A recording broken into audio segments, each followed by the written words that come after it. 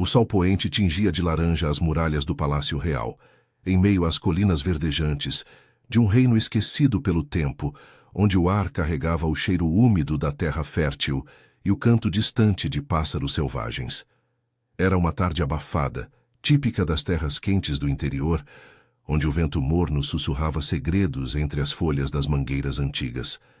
No coração do palácio, o príncipe Eduardo, herdeiro de 25 anos, andava de um lado para o outro na sala de audiências, o rosto marcado por uma preocupação que o envelhecia além dos seus anos. Seus olhos castanhos, herdados do pai, o rei Dom Afonso, fitavam o vazio, enquanto suas mãos, calejadas por anos de treinamento com a espada, apertavam o punho de uma adaga cerimonial. Eduardo era o orgulho da corte, alto, de ombros largos, com cabelos negros ondulados que caíam até os ombros, e uma postura que exalava autoridade natural. Mas naquela noite, sua mente estava longe das intrigas palacianas. Tudo começara meses atrás, com um rumor sussurrado nos corredores escuros. Uma mulher humilde, uma camponesa chamada Maria, escondia o filho bastardo do rei. O filhote do próprio rei.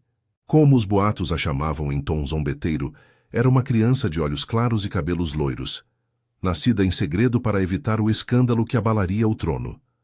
Dom Afonso, um homem de 50 anos, robusto e de barba grisalha, negara tudo publicamente, mas Eduardo sabia a verdade. Ele vira o pai em noites de bebedeira, confessar o erro em sussurros arrependidos, prometendo proteger a criança a qualquer custo. "Você não pode ignorar isso, pai", dissera Eduardo certa noite, na privacidade dos aposentos reais. O rei, recostado em sua cadeira de carvalho entalhado, havia erguido o olhar cansado, as veias saltadas nas têmporas denunciando o peso da coroa. "Eu já enviei guardas, filho. Eles vasculharam as vilas próximas, mas ela sumiu como fumaça. Se o reino souber, será o fim. Os nobres usarão isso contra mim, e você, meu herdeiro, pagará o preço." Eduardo assentira, mas o fogo da lealdade queimava em seu peito.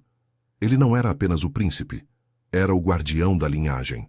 Maria, uma jovem de 22 anos descendente de lavradores pobres das terras baixas, havia sido amante do rei por um breve período durante uma caçada real. Agora, fugitiva, ela protegia o menino com a ferocidade de uma mãe leoa, escondendo-se nas sombras das plantações de cana-de-açúcar que se estendiam por quilômetros ao redor do palácio. Os boatos diziam que ela se refugiara em uma das fazendas de escravos, onde o trabalho árduo e a vigilância constante a manteriam invisível. Decidido, Eduardo passara semanas planejando. Não podia enviar mais espiões. Os nobres já desconfiavam, e os guardas reais chamariam atenção. Ele precisava se infiltrar, tornar-se um deles, um escravo anônimo nas lavouras. A ideia era insana, mas necessária. Vestir-se de trapos, sujar as mãos na terra e no suor, renunciar à sua identidade, tudo por uma chance de encontrar Maria e trazer a criança de volta, antes que rivais como o Duque de Silva, um homem ambicioso de olhos frios, usassem o segredo para usurpar o trono. Naquela tarde, ele convocou seu confidente mais leal, o velho servo Tomás, um homem de pele enrugada pelo sol, com bigode branco e mãos trêmulas de anos, servindo a família real. Tomás entrara na sala curvado, o cheiro de ervas medicinais impregnado em suas roupas simples. "Alteza, o que o aflige tanto? Seu rosto está mais sombrio que uma tempestade no sertão." Eduardo fechou a porta de madeira maciça, o rangido ecoando como um presságio. "Tomás, preciso da sua ajuda. Vou me disfarçar de escravo e ir para as plantações do sul. Lá, entre os trabalhadores, poderei buscar Maria sem levantar suspeitas." O velho servo piscou, atônito, e se endireitou devagar. "Meu príncipe, isso é loucura. Você, com sua educação e sangue nobre entre aqueles homens. O sol queima a carne, o chicote do capataz não perdoa. E as doenças? Ah, Alteza, pense no risco. Se o rei souber, ele o trancará nas masmorras." "Ele não saberá", rebateu Eduardo, a voz firme, mas com um tremor de dúvida. "Você me ajudará a forjar os papéis. Direi que fugi de uma dívida em outra província e me chamarão de João, o forasteiro. Ninguém questionará um escravo mais. Tomás balançou a cabeça, os olhos marejados. Eu o vi nascer, Alteza. Você é corajoso, mas o mundo lá fora é cruel. Aqueles homens carregam fardos que quebram o espírito. E se falhar? O duque já ronda como abutre. Eduardo pousou a mão no ombro do servo, sentindo o calor da lealdade antiga. É por isso que eu vou. Pelo pai, pela coroa, pela criança inocente. Maria não é vilã. Ela só protege o filho. Se eu a encontrar, convencerei-a a voltar. Enquanto o sol se punha, eles prepararam o disfarce. Eduardo trocou suas vestes de seda por um gibão rasgado de linho, calças remendadas e botas gastas. Tomás cortou seus cabelos, deixando-os curtos e desgrenhados, e sujou seu rosto com terra das jardineiras do palácio. No espelho rachado, o príncipe viu um estranho. Um homem comum de expressão endurecida, pronto para o inferno das lavouras. À meia-noite, sob um céu estrelado e uma lua crescente que iluminava os caminhos de terra batida, Eduardo partiu a cavalo, guiado por Tomás até a borda das terras reais. O ar noturno era fresco, carregado do perfume das flores silvestres e do distante mugido de gado. Ao se despedirem, o servo apertou sua mão. Volte inteiro, Alteza. O reino precisa de você. Eduardo assentiu, o coração acelerado como um tambor de guerra. Ele esporeou o cavalo rumo às plantações, onde o amanhecer traria o primeiro teste. A submissão ao capataz, o suor interminável e a busca silenciosa por uma mulher e seu segredo. Mal sabia ele que as sombras das canas escondiam não só Maria, mas obstáculos que testariam sua alma até o limite. Amizades forjadas no sofrimento, traições inesperadas e a dura lição de que a verdadeira nobreza não vem do sangue, mas da resiliência humana. As primeiras luzes da aurora tingiam o horizonte quando ele chegou à fazenda de São Bento. Um vasto domínio de senhores ausentes, gerido por um capataz impiedoso chamado Ramiro. Eduardo desmontou, entregando o cavalo a um menino magro, e se apresentou à portaria de madeira tosca. Nome? Grunhiu o guarda, um homem atarracado com cicatrizes no rosto. João, vim trabalhar, sem mestre, sem papéis limpos. O guarda riu, um som rouco como cascalho. Mais um perdido, entre, mas o Ramiro decide se você aguenta o dia.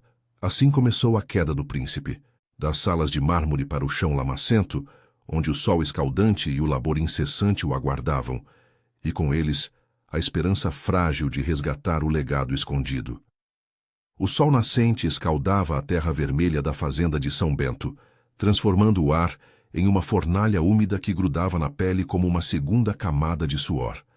As plantações de cana se erguiam como um mar verde e ondulante, cortadas por trilhas estreitas onde escravos arrastavam seus corpos exaustos desde o raiar do dia. O cheiro doce e pegajoso da seiva misturava-se ao fedor de esterco e ao rangido das enxadas contra a terra dura.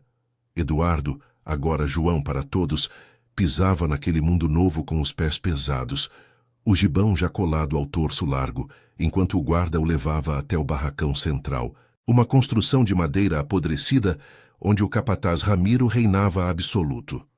Ramiro era um homem de meia idade, magro como um facão, com pele curtida pelo sol e olhos que pareciam lâminas afiadas. Ele fumava um cachimbo de barro, encostado na parede, enquanto dois capangas armados vigiavam a entrada. Ao ver o recém-chegado, ele cuspiu no chão e se aproximou, avaliando João de cima a baixo com um sorriso torto. Então, forasteiro, acha que aguenta o tranco? Aqui não tem moleza para quem vem de longe. Trabalho das 5 da manhã até o anoitecer, e se fraquejar, leva o chicote. O que sabe fazer além de encher o bucho? João engoliu em seco, sentindo o peso de sua mentira como uma âncora. Ele, que nunca havia sujado as mãos além das caçadas reais, forçou uma voz rouca, imitando o sotaque das terras baixas que Tomás lhe ensinara. Sei manejar enxada, senhor, cortar cana, carregar sacos. Vim fugindo de dívidas em Minas, mas as mãos são firmes. Ramiro riu, um som seco que ecoou no barracão vazio. Minas, é? Todo mundo vem de Minas quando foge. Tá bom, João. Você fica no grupo do Zé Cafu. Ele te ensina o básico. Mas rouba, mente ou foge, e eu mesmo te arranco a pele.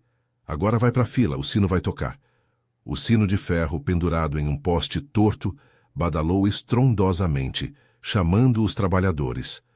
Cerca de 50 homens e mulheres emergiram dos barracões. Rostos marcados pela fadiga crônica, roupas esfarrapadas que mal cobriam os corpos magros. Havia africanos de pele escura, mulatos e brancos pobres como João, todos unidos pelo jugo invisível da miséria. Eles formaram filas silenciosas, pegando ferramentas enferrujadas de um monte ao lado do armazém. Zé Cafu, o líder informal do grupo, era um homem alto e forte, de uns 40 anos, com cicatrizes antigas no braço esquerdo de um acidente com a moenda. Seus olhos castanhos carregavam uma sabedoria cansada, e ele usava um chapéu de palha desbotado. Ao ver o novato, ele acenou com a cabeça sem cerimônia. "Vem cá, rapaz, eu sou Zé. Você vai no meio da fileira, corta a cana com a foice assim", disse ele, demonstrando um movimento fluido, a lâmina cortando o ar com precisão. "Não corre, mas não para. O Ramiro ronda como cobra, e hidrata se não desmaia no calor." João assentiu, pegando a foice pesada. Seus músculos, treinados para a espada e o arco, protestaram no primeiro golpe, mas ele mordeu o lábio e continuou. O trabalho era infernal. O sol subia impiedoso, queimando a nuca exposta, enquanto as foices ceifavam as hastes grossas, que caíam em feixes úmidos. O suor escorria em riachos, misturando-se à terra que se grudava aos pés descalços. Cada corte exigia força bruta, e o ar vibrava com o zumbido das abelhas atraídas pela seiva doce. Horas se arrastaram como dias. Ao meio-dia, uma pausa curta para mingau ralo de milho e água turva, servida em gamelas de madeira. João sentou-se no chão arenoso, ao lado de Zé e de outro trabalhador, um jovem chamado Pedro, de pele morena e riso fácil, apesar das marcas recentes de chicote nas costas. "Primeiro dia é sempre um inferno, hein, João?", disse Pedro, limpando o suor da testa com a manga suja. "Eu vim de uma fazenda pior, no Recôncavo. Lá o capataz matava por menos. Aqui pelo menos o Ramiro só bate quando tá de mau humor." Zé mastigou devagar, os olhos fixos no horizonte onde as canas se perdiam na bruma do calor. Mas cuidado com as mulheres. Elas trabalham no corte fino, perto do rio. Tem uma nova, Maria, que chegou há 2 semanas. Dizem que fugiu de um senhor cruel no interior. Cuida de um menino pequeno, esconde ele no barracão à noite. Mulher valente, mas quieta. Não se mete com ela, João. As mães aqui mordem como onça." O coração de João acelerou, batendo como um tambor surdo no peito. Maria. Podia ser ela. Ele forçou um sorriso neutro, fingindo desinteresse enquanto engolia o mingau insosso. "Maria, é? Tem muitas por aqui?" Pedro deu de ombros rindo baixinho. "Poucas que aguentam o corte. Ela é forte, mas o menino a deixa vulnerável. O Ramiro já ameaçou separar eles se ela não render mais. Coitada, olhos tristes como os de quem perdeu tudo." Zé interrompeu, cutucando o chão com um graveto. "Deixa quieto, Pedro. Cada um tem sua cruz. João, depois do almoço, você ajuda no carregamento. Os sacos pesam 1 tonelada e o carro de boi espera no fim do campo." A tarde trouxe tormentas internas para João. Enquanto carregava os feixes cortados para os sacos de aninhagem, os ombros ardendo sob o peso, ele observava as mulheres à distância. Lá, entre as fileiras, uma figura esguia se destacava. Cabelos castanhos presos num coque frouxo, pele bronzeada pelo sol, movendo-se com determinação apesar da exaustão. Ela carregava uma criança pequena, amarrada às costas com um pano improvisado, o menino dormindo apesar do barulho. Maria. Tinha que ser. Seus olhos, quando se voltaram brevemente para o grupo dos homens, eram de um verde profundo, cheios de uma guarda feroz que ele reconhecia dos relatos do pai. Mas aproximar-se era arriscado. O capataz rondava, chicote na mão, e qualquer conversa fora de hora chamaria a atenção. João sentiu uma onda de empatia misturada à urgência. Aquela mulher, outrora amante passageira do rei, agora lutava pela sobrevivência em meio à lama e ao suor. Ele queria gritar sua identidade, oferecer proteção, mas o disfarce era sua única arma. Em vez disso, ele se concentrou no trabalho, os músculos gritando em protesto, enquanto planejava o próximo passo, ganhar a confiança de Zé, talvez pedir para ser transferido ao grupo das mulheres no corte do rio. Ao entardecer, quando o sino anunciou o fim do dia, os trabalhadores arrastaram-se de volta aos barracões. O céu se tingia de roxo e uma brisa morna soprava do rio próximo, carregando o cheiro de água fresca e folhas úmidas. João, exausto, sentou-se num canto escuro do dormitório coletivo, o corpo dolorido como nunca. Zé se aproximou, oferecendo um gole de cachaça de uma garrafa escondida. Bebe, rapaz, ajuda-me a esquecer a dor. Você aguentou bem pro primeiro dia. Amanhã é pior, com a chuva que vem. João aceitou, o líquido queimando a garganta e acalmando os nervos. Obrigado, Zé. E sobre a Maria? Ela parece carregar o mundo nas costas. Zé suspirou, olhando para o teto de palha. Todo mundo carrega, João, mas ela... Ah, tem algo nela que não conta. Olhos que viram coisas que o diabo nem sonha. Fica esperto. Esse lugar quebra os fortes. Naquela noite, deitado no catre de palha que cheirava a mofo, João ouviu os roncos e gemidos dos companheiros, o distante crocitar de sapos no rio. Sua mente girava. Maria estava ali, perto o suficiente para tocar, mas o abismo entre príncipe e escravo parecia maior que o oceano. Ele precisava de aliados, de tempo para se aproximar sem alarmá-la. Mas o cansaço o venceu, e ele adormeceu com o som da chuva fina começando a cair, lavando a terra, mas não as sombras que se acumulavam ao seu redor. O caminho para o segredo do rei estava apenas começando, pavimentado com suor, dúvida e a fragilidade de uma confiança ainda não conquistada. A chuva fina da noite anterior havia transformado o chão da fazenda de São Bento em um lamaçal escorregadio, onde cada passo afundava como uma promessa de cansaço eterno. O ar da madrugada carregava o cheiro terroso da terra molhada, misturado ao aroma adocicado das canas que ainda pingavam gotas frias.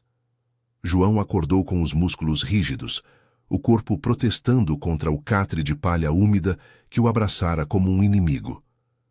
Ao seu redor, os roncos dos companheiros diminuíam à medida que o sino ecoava novamente, chamando para mais um dia de labuta. Ele se levantou devagar, sentindo o peso da fadiga nos ombros, e lavou o rosto na bacia coletiva, a água gelada ajudando a clarear a mente enevoada pela exaustão. Zé Cafu já estava de pé, amarrando as botas gastas, o rosto marcado por linhas profundas que contavam histórias de décadas sob o sol impiedoso. Bom dia, João. Dormiu mal, hein? A chuva deixa tudo pior. Hoje vamos pro corte no rio, onde a terra é mais mole, mas o capim alto esconde cobras. Fica esperto. João assentiu, forçando um sorriso que não chegava aos olhos. Seu disfarce como forasteiro segurava, mas o cansaço real começava a corroer a fachada de indiferença. Enquanto seguiam para o armazém de ferramentas, Pedro se juntou a eles, bocejando e esfregando as marcas vermelhas nas costas, resquícios de uma surra recente. Ontem você aguentou bem, novato. Mas ouvi o Ramiro falando que vai apertar o ritmo. Os senhores querem mais cana pro engenho antes da próxima lua cheia. Se o grupo não render, ele culpa o líder. E aí, Zé, você sabe. Zé grunhiu pegando uma foice afiada. Eu sei, Pedro, mas reclamar não enche barriga. Vamos trabalhar e rezar para a chuva parar. O grupo misto de homens e mulheres se formou, cerca de 20 almas unidas pelo silêncio opressivo. Maria estava lá, no canto das mulheres, com o menino ainda amarrado às costas, agora acordado e choramingando baixinho. Seus cabelos castanhos, úmidos pela chuva, grudavam no pescoço e ela ajustava o pano com mãos calejadas, os olhos verdes varrendo o grupo com uma vigilância instintiva. João sentiu um aperto no peito, ao vê-la de perto pela primeira vez. Magra, mas forte, com uma determinação que contrastava com a fragilidade do filho, um garotinho de uns 2 anos, de cabelos loiros desgrenhados e olhos claros que ecoavam os traços do rei. O capataz Ramiro apareceu montado em seu cavalo magro, o chapéu de couro pingando água, o chicote enrolado no selim como uma ameaça constante. Ele gritou ordens roucas apontando para o campo além do rio. Hoje cortam até o meio da plantação. Nada de pausas longas. As mulheres no fino, os homens no grosso. E você, Zé, cuida do forasteiro. Se ele atrasar, leva junto. Seu olhar pousou em Maria por um instante, frio e avaliador, fazendo-a baixar a cabeça e apertar o menino contra si. O grupo cruzou o riacho raso, já água turva batendo nos joelhos, gelada o suficiente para arrepiar a pele. Do outro lado, as canas se erguiam mais altas, balançando ao vento morno que começava a soprar do leste. O trabalho recomeçou com fúria. Foi-se escortando, feixes caindo, o som ritmado misturando-se ao gorgolejar do rio próximo. João suava apesar da umidade, os braços ardendo a cada golpe, mas sua mente estava fixa em Maria, que trabalhava a poucos metros, ceifando as hastes mais finas com precisão econômica. O menino, agora quieto, observava o mundo com curiosidade inocente, alheio ao peso que sua existência carregava. Durante a pausa do meio-dia, sob um céu cinzento que ameaçava mais chuva, o grupo se abrigou sob uma fileira de bananeiras. O mingau de milho estava mais ralo que o dia anterior, servido em porções escassas.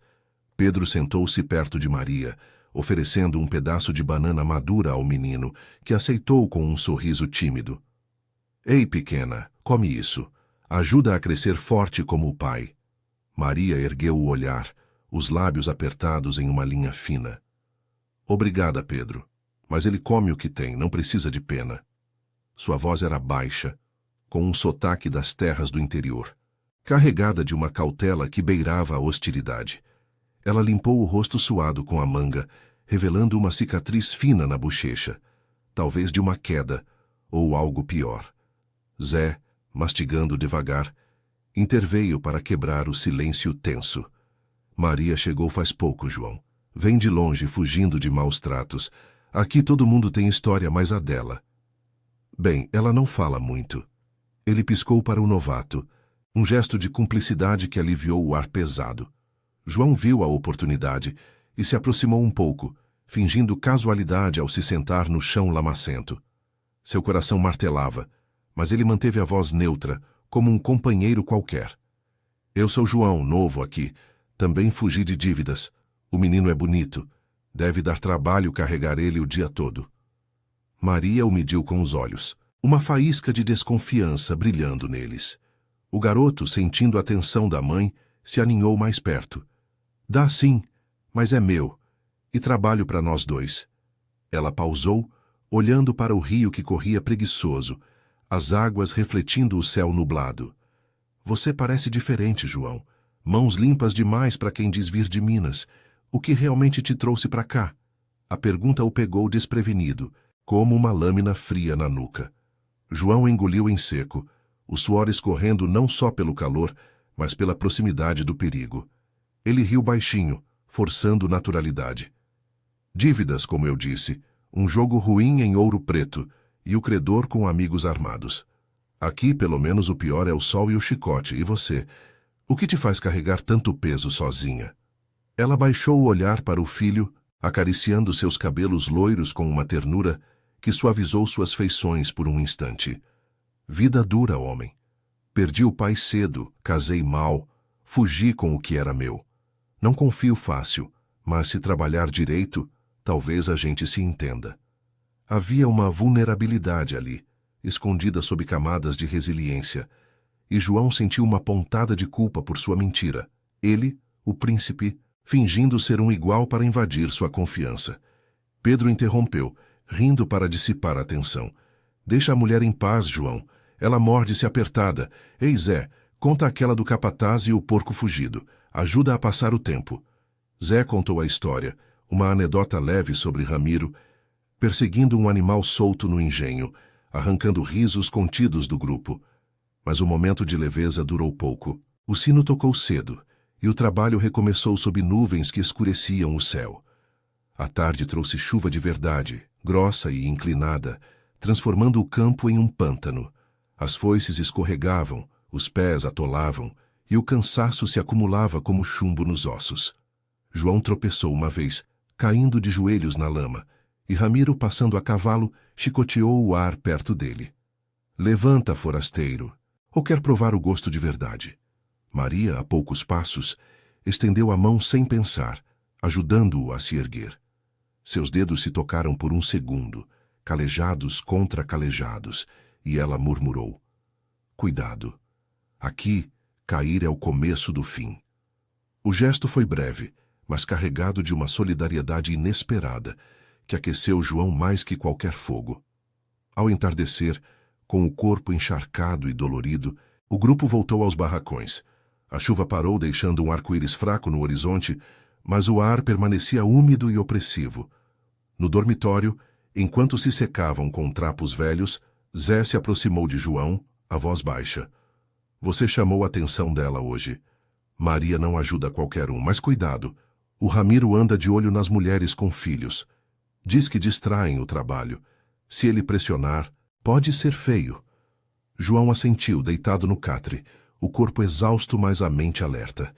Ele havia dado o primeiro passo, tocado o fio da teia que ligava Maria ao segredo do rei. Mas a confiança era frágil como a palha sob seus pés, e as sombras da fazenda pareciam se alongar, prometendo testes maiores. Na escuridão ouviu o choro distante do menino no barracão das mulheres, um lembrete inocente do que estava em jogo. O príncipe dentro dele ansiava por revelar tudo, mas o escravo que fingia ser sabia que o tempo era o inimigo mais cruel. Amanhã traria mais do mesmo, suor, lama e talvez uma brecha para a verdade. O sol da manhã seguinte irrompeu como uma lâmina de fogo sobre a fazenda de São Bento, dissipando as névoas remanescentes da chuva noturna e transformando o ar em uma umidade sufocante que grudava na pele como uma maldição. A terra ainda exalava um cheiro úmido e fértil, misturado ao odor azedo de corpos suados e ao doce persistente da cana madura. João acordou com um sobressalto, o eco do choro do menino ainda reverberando em sua mente como um lembrete incômodo do que o trouxera até ali. Seus músculos inchados e doloridos protestavam a cada movimento, mas ele se forçou a levantar, o catre de palha rangendo sob seu peso. Ao redor, os companheiros se agitavam preguiçosamente, tosses roucas e murmúrios baixos preenchendo o barracão escuro. Zé Cafu já estava de pé, enrolando uma trouxa de pano para o dia, seus olhos castanhos carregados de uma fadiga que parecia eterna. Levanta, João. Hoje o Ramiro prometeu dobrar a cota. Os senhores mandaram recado. Mais cana para o engenho ou é demissão para os fracos? Ele pausou, olhando para o novato com uma pitada de preocupação paternal. Você está aguentando, mas não exagera. Ontem a Maria te ajudou. Ela não faz isso por qualquer um. João assentiu, engolindo a dor enquanto amarrava as botas enlameadas. A menção a Maria enviou uma faísca de urgência por seu corpo exausto. Ele precisava se aproximar mais, ganhar sua confiança sem revelar o disfarce que o prendia, como correntes invisíveis. No armazém, o grupo se reuniu sob o olhar vigilante de Ramiro, que montava seu cavalo com uma expressão azeda, o chicote balançando como uma cobra pronta para atacar. Mulheres no rio de novo, cortando o fino. Homens, carreguem tudo para o carro de boi, e nada de conversa fiada, ou eu marco as costas de quem atrasar. O trajeto até o rio foi um suplício silencioso, os pés chapinhando na lama que sugava as solas como mãos famintas. O ar vibrava com o zumbido de insetos, e o sol já queimava a nuca exposta de João, forçando-o a semicerrar os olhos contra o brilho ofuscante na água turva. Maria caminhava à frente das mulheres, o menino agora solto ao seu lado, segurando sua mão com dedinhos sujos. O garotinho tropeçava ocasionalmente, mas ela o erguia com uma gentileza firme, murmurando palavras baixas que o acalmavam. Seus olhos verdes, quando cruzaram os de João por um instante, carregavam uma mistura de cansaço e alerta, como se ela sentisse as camadas de segredo que ele escondia. O trabalho começou com a fúria habitual. Foi-se escortando, seiva espirrando em jatos pegajosos que colavam às roupas. João se posicionou perto do grupo das mulheres, carregando feixes pesados para os sacos, os ombros ardendo sob o peso. Gotas de suor escorriam por sua testa, misturando-se à lama que salpicava seu rosto, e ele sentia o corpo implorar por misericórdia. Mas sua mente estava fixa em Maria, que ceifava as hastes com movimentos precisos, o menino agora brincando com pedras à margem do rio, alheio ao perigo das águas rápidas. Foi Pedro quem quebrou o silêncio opressivo durante uma pausa breve, enquanto o grupo se agachava para beber da bacia coletiva. Ei, Maria, o pequeno está crescendo rápido. Parece um anjinho com esses olhos claros. De onde veio essa beleza toda? Ele riu, tentando aliviar o ar pesado, mas Maria enrijeceu, os lábios se apertando em uma linha defensiva. De onde veio não importa, Pedro. Ele é meu, e pronto.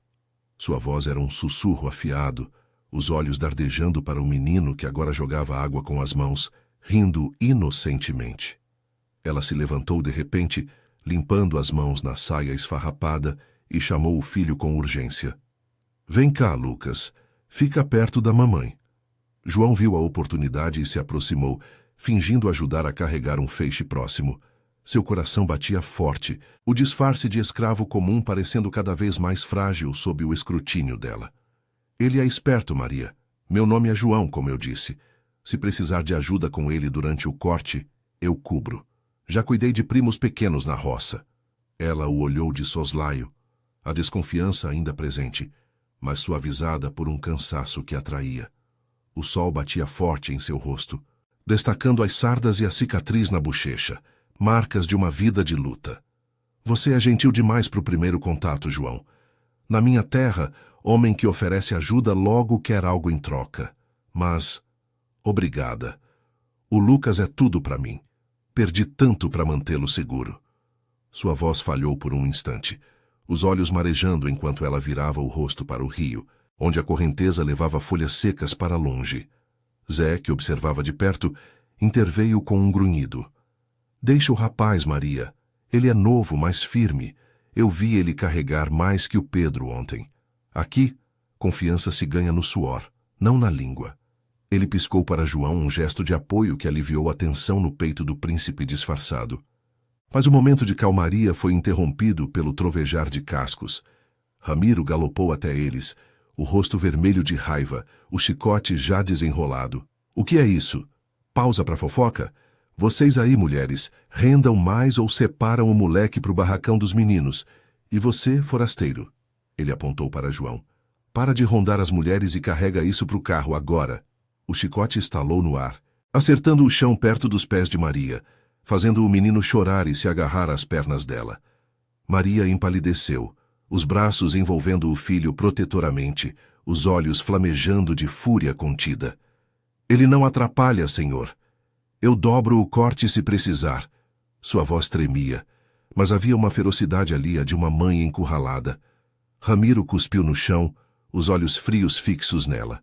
Dobrar. Você mal aguenta o normal com esse peso morto nas costas.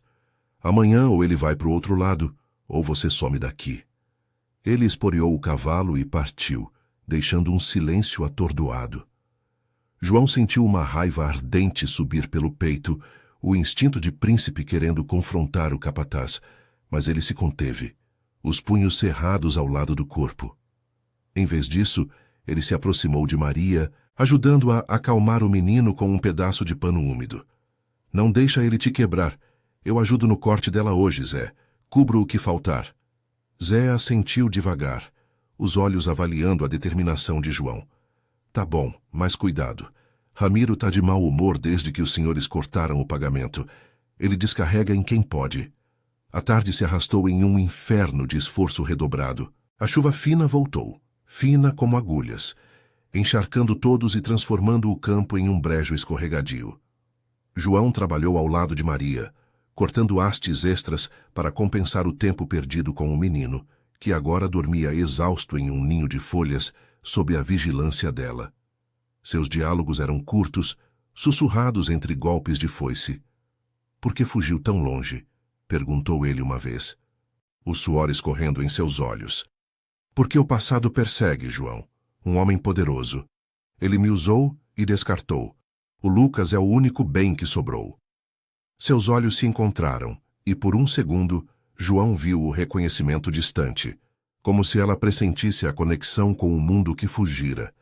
Ele sentiu o peso da mentira crescer, a culpa misturando-se à empatia por aquela mulher que carregava o segredo do rei como uma cruz invisível. Ao anoitecer, com o corpo latejando e a mente exausta, o grupo voltou aos barracões. Maria parou João na trilha escura, o menino nos braços, o rosto iluminado pela luz fraca de uma lanterna. Obrigada pelo dia. Você não é como os outros.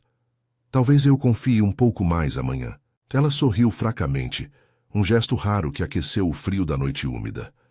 Deitado em seu catre, ouvindo a chuva tamborilar no telhado de palha, João refletiu sobre o progresso frágil. Ele havia ganhado um aliado em Zé, uma brecha em Maria, mas o capataz era uma ameaça crescente, e o segredo do menino pairava como uma sombra. O príncipe dentro dele ansiava pelo confronto final, mas o escravo que era agora sabia que a paciência era a verdadeira batalha. Amanhã talvez ele arriscaria mais. Uma conversa à noite, uma promessa de ajuda que pudesse levá-la de volta ao palácio antes que o destino os separasse para sempre. A aurora irrompeu sobre a fazenda de São Bento com uma luz crua e impiedosa, filtrada por nuvens baixas que prometiam mais um dia de umidade opressiva. O ar da madrugada carregava o cheiro de terra revirada e folhas úmidas, misturado ao odor acre de fumaça de fogueiras apagadas nos barracões. João acordou com o corpo latejando, cada músculo uma lembrança viva do labor incessante, mas sua mente estava afiada como uma foice recém-amolada. O choro intermitente do menino Lucas ecoava do barracão das mulheres, um som que o cutucava como uma espinha no peito, impulsionando-o a se levantar apesar da exaustão que pesava nos ossos. Zé Cafu já se movia no escuro, enrolando sua trouxa com gestos econômicos, o rosto enrugado iluminado por uma vela tremulante. Dia ruim vem aí, João. Ramiro acordou com o diabo no corpo. Ouvi ele gritando para os capangas de madrugada, dizendo que vai limpar a casa hoje. Mulheres com filhos são o alvo. Seus olhos castanhos encontraram os de João, carregados de uma preocupação que ia além da fadiga cotidiana. Você prometeu ajudar a Maria. Se envolver, pode se queimar. João assentiu, amarrando as botas com mãos firmes, embora o coração batesse em um ritmo acelerado de ansiedade. Ele havia cruzado uma linha na noite anterior ao prometer apoio. Agora, o disfarce de escravo comum começava a rachar sob o peso da urgência real. No armazém, o grupo se formou em silêncio tenso, as ferramentas tilintando como correntes. Pedro se juntou a eles, o rosto marcado por olheiras profundas, mas com um sorriso forçado que mascarava o medo. Bom dia, companheiros. Se o capataz apertar, a gente aguenta junto. Ninguém deixa o outro para trás. Ramiro surgiu como uma sombra maligna, desmontando do cavalo com um estalo de esporas que ecoou no ar parado.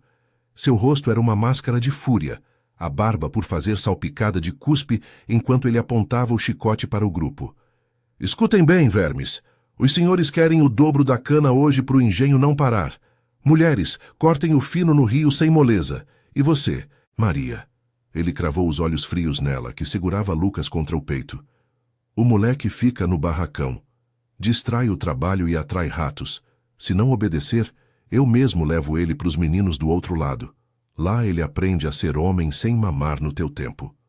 Maria empalideceu, os braços apertando o filho com uma força que fez as veias saltarem em suas mãos calejadas. O menino, sentindo a tensão, começou a choramingar, enterrando o rosto em seu ombro. Não, senhor. Ele não atrapalha. Eu rendo mais. Juro pela Virgem. Por favor. Sua voz era um fio trêmulo, os olhos verdes cheios de um pavor que rasgava o coração de João. Ela era uma leoa encurralada, a ferocidade materna lutando contra o terror de perder o único tesouro que o destino lhe dera.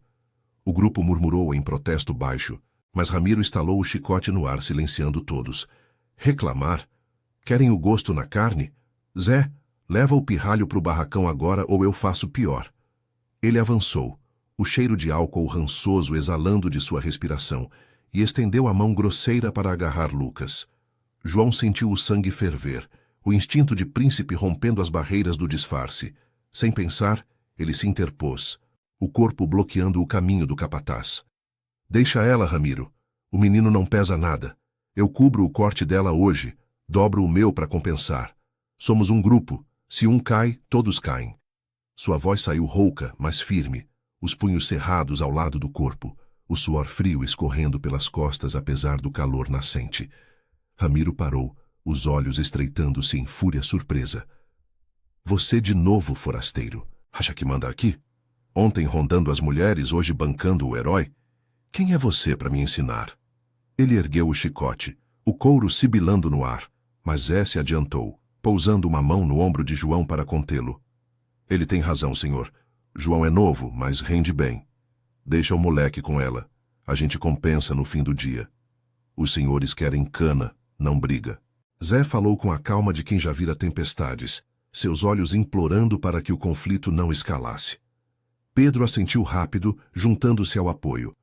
Ramiro, eu ajudo no carregamento. O grupo todo cobre. Não precisa separar a família. As mulheres murmuraram em concordância. Um muro humano de solidariedade se formando ao redor de Maria, que agora tremia, lágrimas silenciosas escorrendo por seu rosto, enquanto acalmava Lucas com sussurros suaves.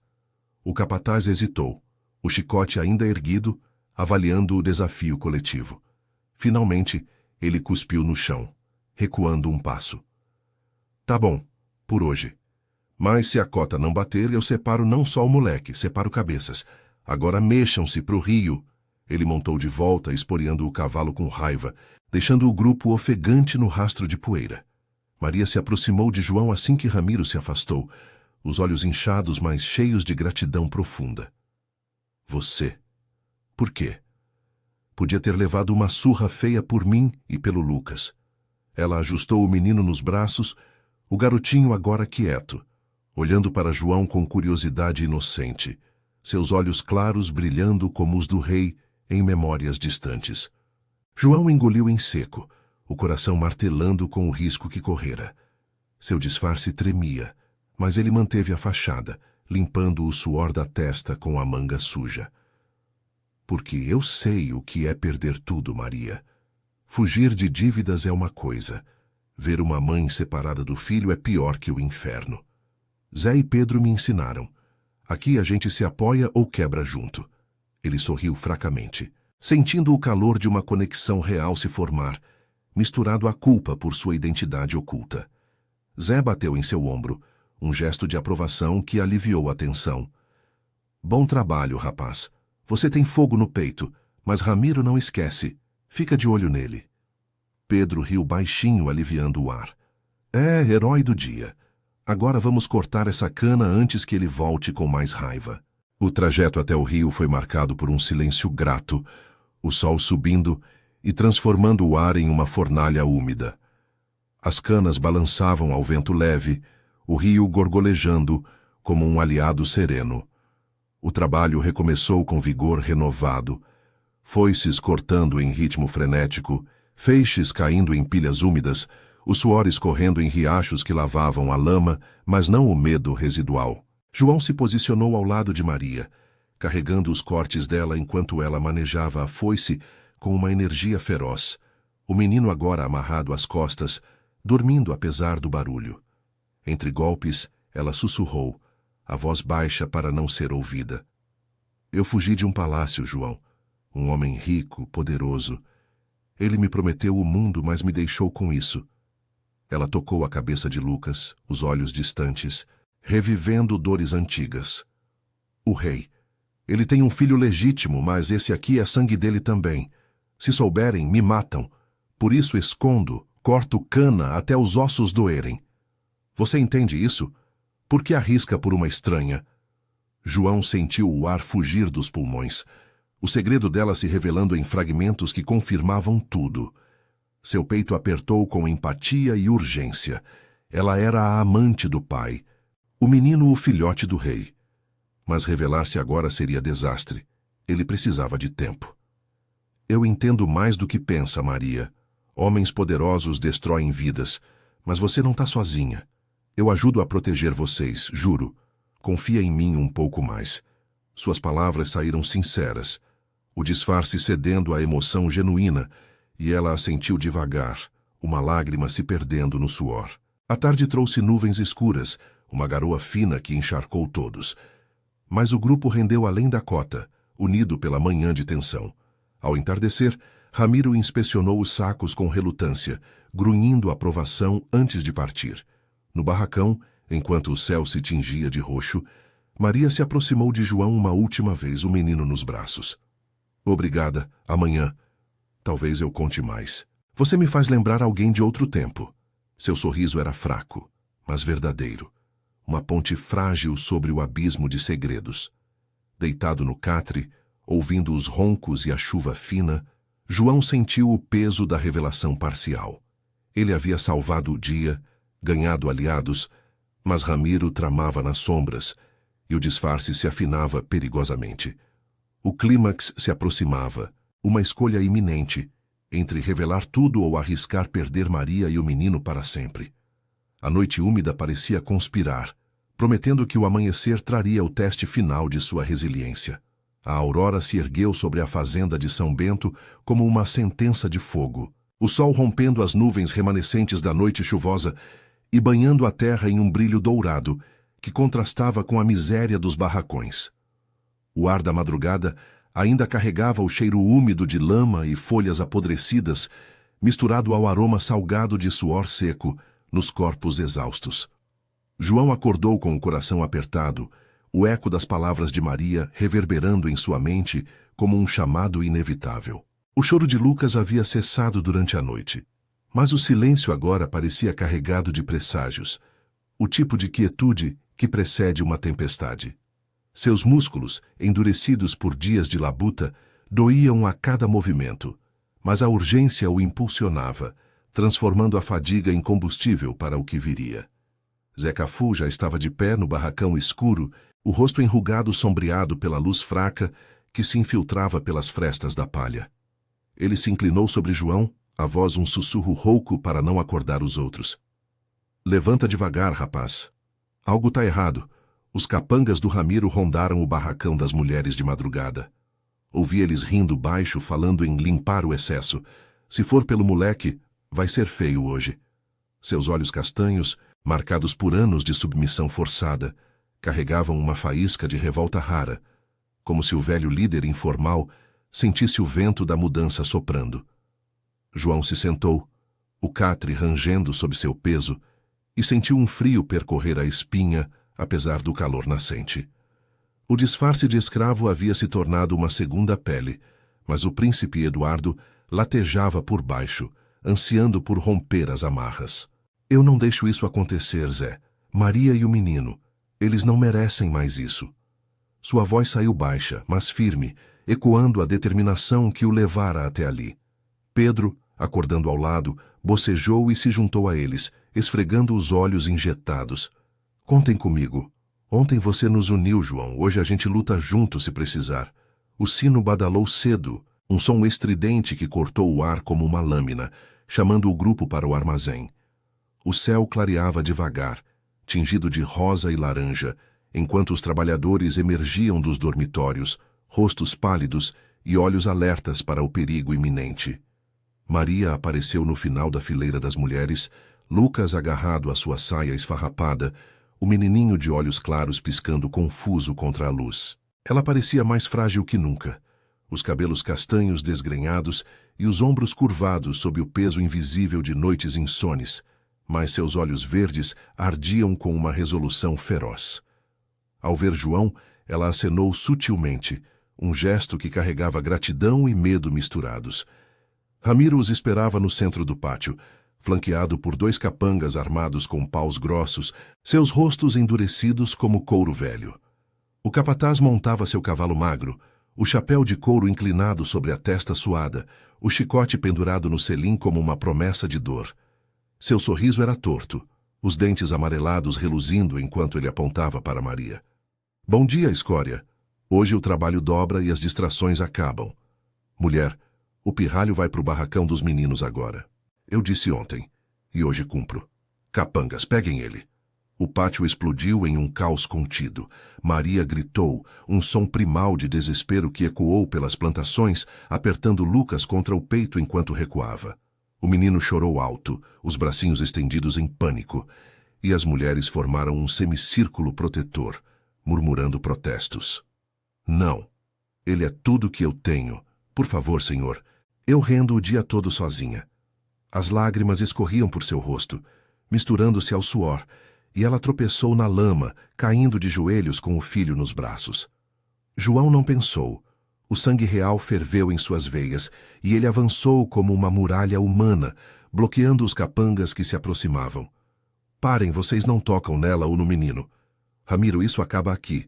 O trabalho é duro o suficiente sem crueldade desnecessária. Sua voz trovejou, perdendo o sotaque fingido das terras baixas, revelando traços da educação palaciana que ele tanto escondera. Zé e Pedro se juntaram a ele imediatamente, os punhos cerrados, e o grupo inteiro parou. Um mar de rostos endurecidos pela indignação coletiva. Ramiro desmontou devagar, os olhos estreitando-se em suspeita furiosa enquanto sacava o chicote. Você de novo, forasteiro, bancando o rei agora? Quem pensa que é para me dar ordens? Ele avançou, o couro sibilando no ar, mas João desviou o golpe com o braço, o impacto ardendo como fogo. Os capangas hesitaram, avaliando o confronto, enquanto Zé gritava: Deixa quieto, Ramiro. O grupo rendeu ontem, rende hoje. Não precisa de sangue. Maria, ainda no chão, ergueu o olhar para João, os olhos arregalados de reconhecimento súbito. Você, sua voz. Meu Deus, você é do palácio. O príncipe, Eduardo. As palavras saíram em um sussurro chocado, alto o suficiente para gelar o ar. O menino parou de chorar olhando entre a mãe e o homem que o defendera, alheio ao peso da revelação. O nome ecoou como um trovão. Ramiro congelou, o chicote caindo de sua mão e os capangas recuaram murmurando entre si. João? Não, Eduardo. Sentiu o mundo girar, o disfarce se desfazendo como palha ao vento. Ele se virou para Maria, o peito arfando, e estendeu a mão para ajudá-la a se levantar. Sim, sou eu. Eduardo, filho do rei. Vim te encontrar, Maria. Meu pai. Ele sabe do menino. Lucas é sangue nosso. Não para punir, mas para proteger. Volte comigo. O palácio tem espaço para vocês, segurança. Não mais isso. Lágrimas frescas brotaram nos olhos dela, uma mistura de alívio e raiva antiga. Você fingiu tudo isso? Para quê? Seu pai me abandonou como lixo. Mas ao ver o filho seguro nos braços de Zé, que o pegara gentilmente, ela vacilou. O cansaço cedendo à esperança frágil. Ele é inocente. Se é para proteger o Lucas, eu volto, mas não pro rei, pro menino. Ramiro recuperou o fôlego, avançando com um rugido. Príncipe, mentira. Eu acabo com você. Ele sacou uma faca do cinto, mas Pedro o derrubou com um tackle rápido. E Zé o imobilizou com as mãos fortes. Acabou, capataz. O príncipe manda agora. Os trabalhadores aplaudiram baixinho. Uma onda de empoderamento varrendo o pátio, enquanto Eduardo ajudava Maria a se erguer, o toque deles carregado de uma redenção silenciosa. Horas depois, sob o sol do meio-dia que secava a lama em crostas duras, um grupo de guardas reais chegou a cavalo, alertados por Tomás, o servo leal que nunca deixara de vigiar de longe. O palácio, com suas muralhas distantes agora visíveis no horizonte, chamava como um lar relutante. Eduardo montou com Maria e Lucas à frente, Zé e Pedro aceitando a oferta de liberdade como recompensa por sua lealdade. Ramiro foi algemado, sua tirania finalmente quebrada, e a fazenda pareceu respirar aliviada, as canas balançando ao vento como testemunhas mudas. De volta ao palácio, o rei Dom Afonso esperava na sala de audiências, o rosto envelhecido pela culpa, suavizado pela visão do neto. Filho, você arriscou tudo, murmurou ele, abraçando Eduardo com mãos trêmulas. Maria, ainda em trapos, mas com o queixo erguido, entregou Lucas ao avô os olhos firmes. Não por você, majestade, pelas promessas que não cumpriu, mas pelo sangue que corre nele. O rei assentiu, lágrimas nos olhos, prometendo terras e proteção para a família improvável. Eduardo observou da janela, o sol poente tingindo as colinas de laranja, sentindo o peso da coroa mais leve. A escravidão das plantações o ensinara que verdadeira nobreza nascia no suor e na solidariedade, não em títulos. Zé e Pedro, agora livres, Ergueram taças em uma ceia simples, rindo de anedotas da fazenda. Maria sorriu para Eduardo pela primeira vez sem sombras, Lucas adormecido em seu colo. O reino, outrora abalado por segredos, encontrava equilíbrio na resiliência humana, provando que laços forjados na adversidade eram os mais fortes. E assim, o príncipe que se tornara escravo resgatara não só um legado, mas sua própria alma.